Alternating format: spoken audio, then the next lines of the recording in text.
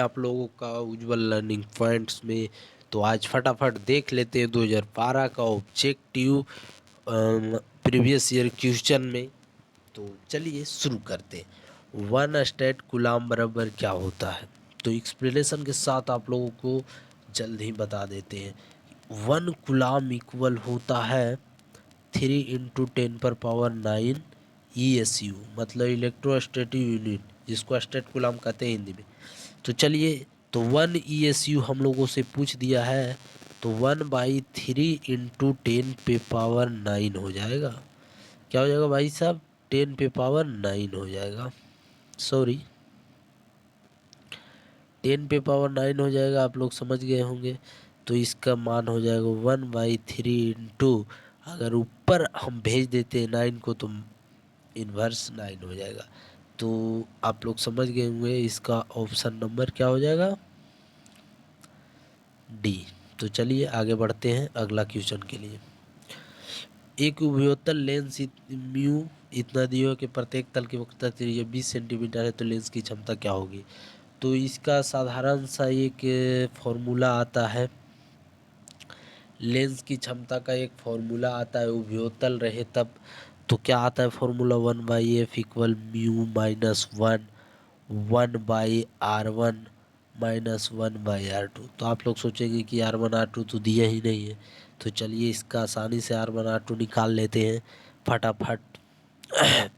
उभयोतल lens इस प्रकार से होता है, ठीक है। तो 20 सेंटीमीटर ये दिया हुआ है एक त्रिज्या, तो ये एक पॉजिटिव होता है और एक 20 सेंटीमीटर निगेटिव होता है। आसानी से मान लेंगे, इसको R1 इसको R2 मान लेंगे, हो गया खेला ख़त्म। तो फॉर्मूला क्या पढ़े थे, म्यू, फॉर्मूला क्या पढ़े थे, म्यू माइनस 1 और 1/R1 माइनस 1/R2।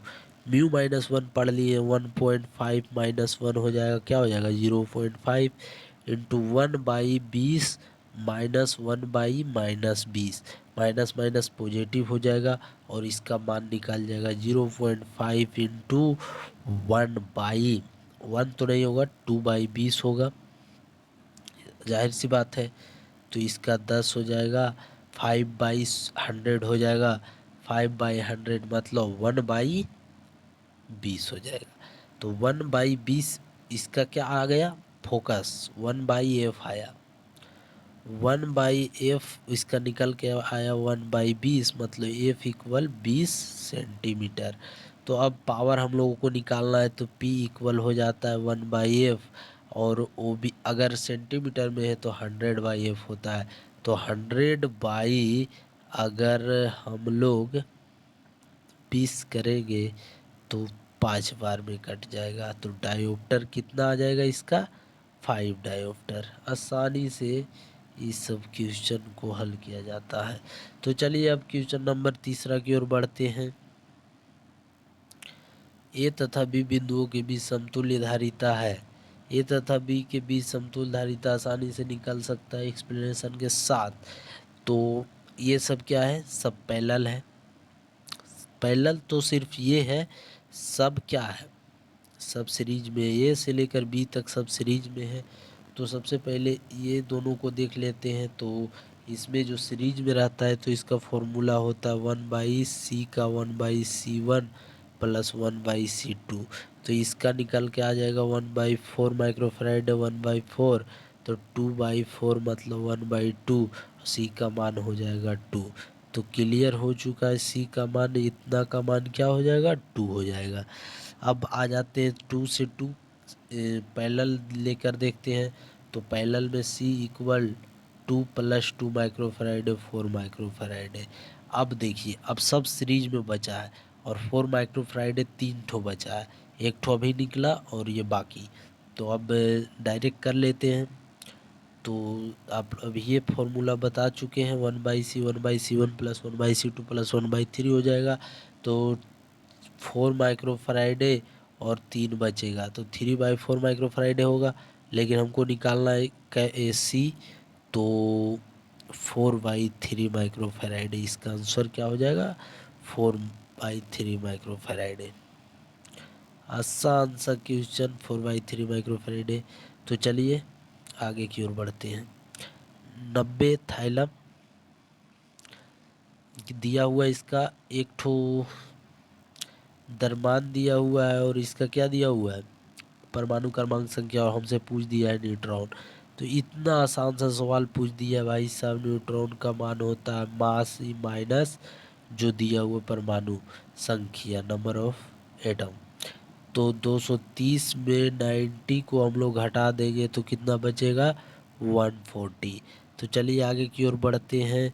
5 में एक लौ चुंबकीय पदार्थ की चुंबकशीलता कितनी होती है, तो हमेशा एक से बड़ा होगा, तो ऑप्शन नंबर 1 हो जाएगा। तो चलिए आगे की ओर बढ़ते हैं। छठा में एक प्रत्यावर्ती धारा की शिखर वोल्टेज 440 वोल्ट है, तो इसकी आभासी वोल्टता क्या होगी। तो आभासी वोल्टता का फॉर्मूला हम लोग आसानी से देख लिए थे। इतना दिया हुआ है क्या, शिखर वोल्टा भी शून्य 440। आभासी वोल्टता वी आर एम एस का फॉर्मूला आप लोग जान चुके हैं, भी शून्य बाई रूट टू। तो भी शून्य बाई रूट टू आप लोग जान चुके हैं, तो 440 बाई रूट टू। तो इसको अनेक तरह के से निकाल सकते हैं हर का प्रमेयकरण, लेकिन ये सबसे आसान होता है 2 × 220 वोल्ट बाई रूट टू। और रूट टू को अगर काटिएगा तो बचेगा रूट टू, क्योंकि root two into root two क्या होता है, 2 होता है, तो root two 220 root two volt. तो इसका ऑप्शन नंबर सी करेक्ट है। तो चलिए 7वां नंबर की आ जाते हैं। एक आवर्धक ग्लास जिसकी क्षमता 12 डायोप्टर है, इसकी आवर्धक क्षमता क्या होगी। तो आवर्धक क्षमता का फॉर्मूला इसका हो जाता है आवर्धक क्षमता इंटू डायोप्टर बाई फोकस। तो अब हम लोग निकाल लेते हैं फोकस। तो डायोप्टर इक्वल क्या होता है आप लोगों का फॉर्मूला, 1/f, क्षमता जिसको कहते हैं, तो 12 हो जाएगा। तो एफ इक्वल क्या हो जाएगा, 1/12। तो चलिए अब हम लोग डायरेक्ट निकाल लेंगे आवर्धक क्षमता। तो एम इक्वल क्या होता है, 1/d/f। डी आए इसमें क्वेश्चन गलत थोड़ा पूछा, अनंत दूरी पूछ देता, वर्धक ग्लास की दूरी अनंत है, तो ये समझ गए होंगे अनंत ही है, तो 25/100 और 12 नीचे हो जाएगा, क्योंकि ये 1/12 आया। 12 से 25 का गुना करेंगे तो 300/100 कट गया, इक्वल 3 आया आंसर, मतलब कि ऑप्शन नंबर सी बिल्कुल राइट है। तो चलिए क्वेश्चन नंबर 8 क्या पूछ रहा है। 10 एम्पीयर की धारा तार 10 सेकेंड तक प्रवाहित होती है, यदि तार का विभवांतर 15 वोल्ट है तो किया गया कार्य क्या है। इतना आसान सा सवाल पूछ दिया गया भाई साहब।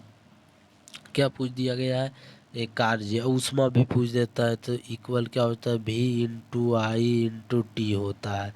और वोल्ट हम लोगों का दिया हुआ है 15 वाई एम्पियर दिया हुआ है, धारा दिया हुआ है 10 और टाइम भी दिया हुआ है 10, इसका मतलब 1500 जूल बिल्कुल राइट है। तो चलिए चित्र में दिखाया गया लॉजिक गेट है, आसानी से भाई साहब एंड गेट है ये।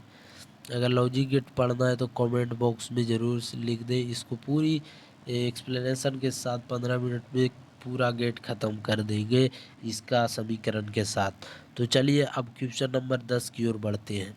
तो चलिए अगला क्वेश्चन पूछ दिया है, निर्वात में 6000 एंगस्ट्रॉम तरंगदैर्ध्य का एक वर्णीय प्रकाश 1.5 और अपवर्तनांक वाले एक माध्यम प्रवेश करता है, इस माध्यम में इसका तरंगदैर्ध्य क्या होगा।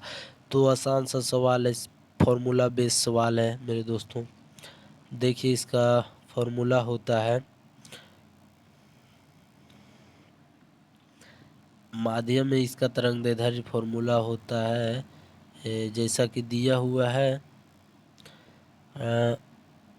माध्यम में इसका फॉर्मूला होता है जो वैक्यूम में जो होगा, अरे यार, वैक्यूम में जो होगा और जो मीडियम में होगा, यही होता है इसका फॉर्मूला। और दिया हुआ कितना, निर्वात में 6000 एंगस्ट्रॉम और 1.5 दिया हुआ वर्तनांक इसका माध्यम में।